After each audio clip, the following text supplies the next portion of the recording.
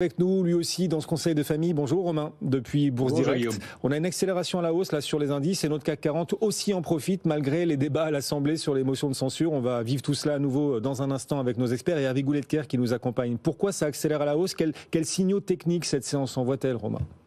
Bien, effectivement, je vous le disiez, je crois qu'on a bien pricé ce risque politique français depuis le mois de juin dernier.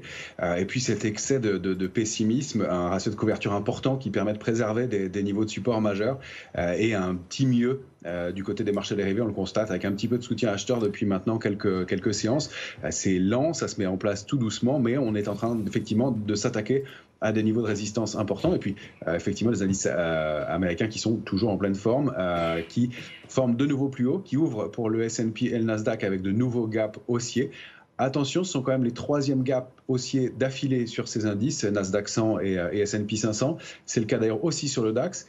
Ça peut être graphiquement des gaps qu'on peut appeler des gaps d'épuisement. On verra leur positionnement s'ils sont comblés. Pour l'instant, ça reste haussier. On a encore du potentiel à la hausse et pas de divergence. Parmi les éléments à prendre en compte aussi, c'est la volatilité. Le VIX est passé sous les 13, donc sur le S&P 500. Ce sont des niveaux d'optimisme qu'on peut qualifier clairement de complaisance qu'on n'avait pas vu depuis la mi-juillet dernier non plus. Donc attention, on commence à être un peu tendu sur ces indices américains, mais on n'a pas de signaux de faiblesse majeure. Et puis à Paris, effectivement, on profite un peu de ce momentum. On s'attaque à des niveaux de résistance clés, dont le niveau de 7318 points, qui permettrait de neutraliser un petit peu la baisse à très court terme. Romain, focus valeur, Viridien, c'est l'ex-CGG qui explose à la hausse aujourd'hui, plus 8,4%. Quel potentiel technique pour la valeur ? Eh bien, c'est effectivement un titre qu'on surveille depuis longtemps, une forte recovery possible. C'est un titre qui a un parcours baissier, très baissier depuis des années maintenant.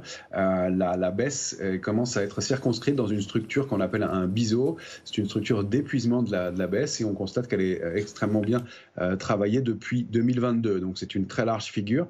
La baisse a été canalisée et on voit des divergences depuis le mois d'avril dernier et un rebond assez significatif puisqu'elle a préservé un niveau de support majeur à 31,80. Elle a rebondi ce matin pour aller chercher une zone de résistance clé, c'est la zone 44-48.